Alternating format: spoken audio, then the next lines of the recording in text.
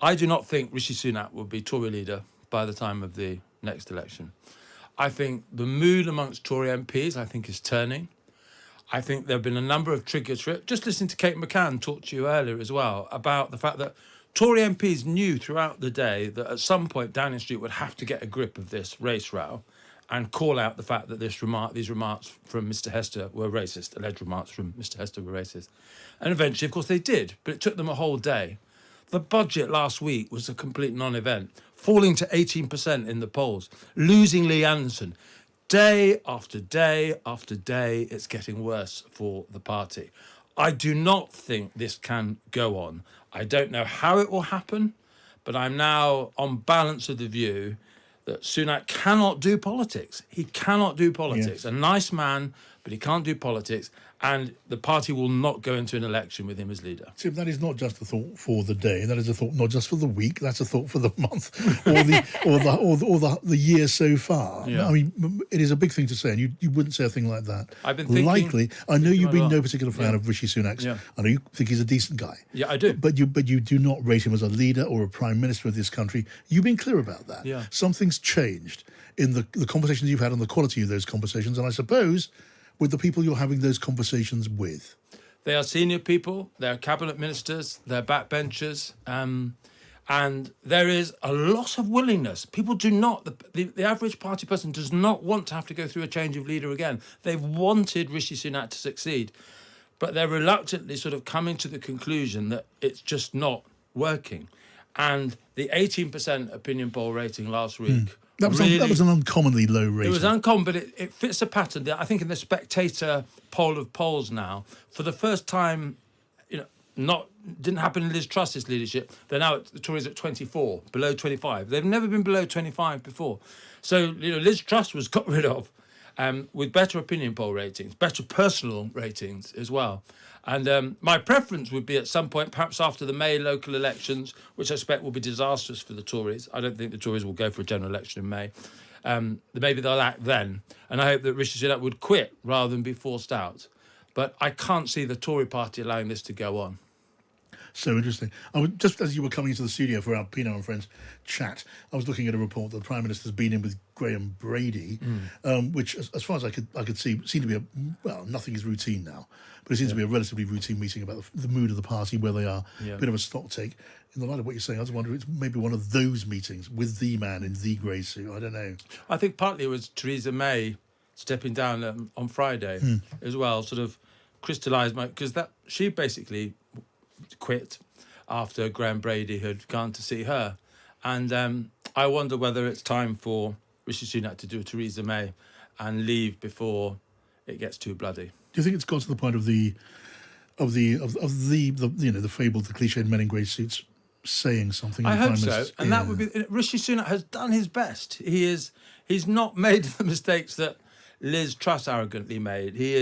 I think he's a genuine public servant. I think he's a good man, but he's never been cut out for the job he's taken on. And I think the party increasingly recognises that, and they will take the opportunity to get rid of him if he doesn't choose to go himself. Wow. Well, Rachel, I mean, look, Tim is a man of sound judgment. He doesn't say things lightly. I mean, I did, my eyes widened when I heard what he just said.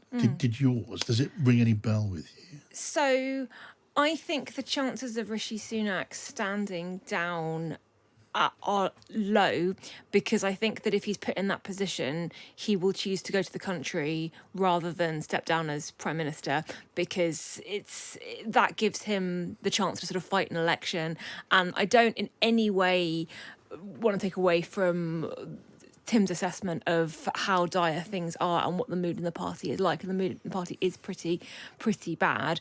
I just think that if Rishi Sunak is backed into that corner, he'll probably go the election route rather than the stepping down and going off to California route. But I think it is absolutely true that something has shifted in the last week or so a series of events that the budget. The thing that surprised me most about the budget was that not only was the poll bounce didn't happen, which we weren't expecting that it would, but there was remarkably little criticism of it from MPs, Conservative MPs on the right, who you would have expected to go, this doesn't go far enough, no tax cuts, we're really angry about XYZ, which is kind of what you saw a little bit with the autumn statement in November.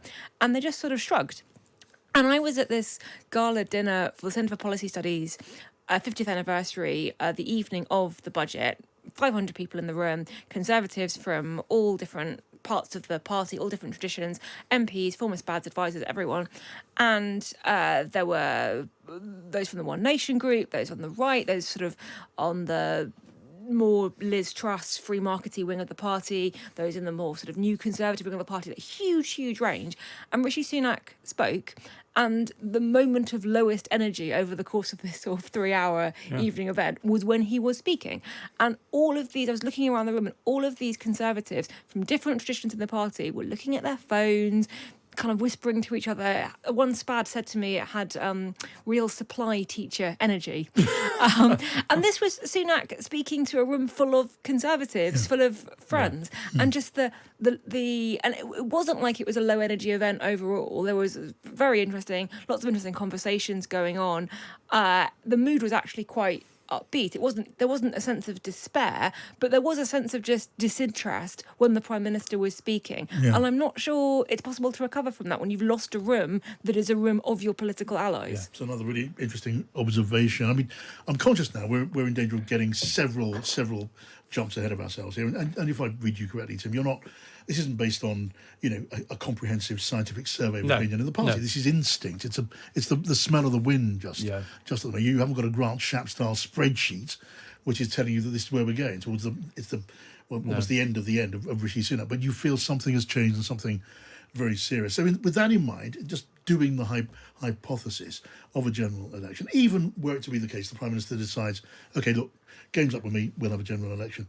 The reality of it is, especially with a Prime Minister who lacks authority in his own parliamentary party and in the cabinet, it wouldn't just be up to him, would it? No. There would have to be a view around the cabinet table and in the parliamentary party among the grandees that this would be a good thing to do.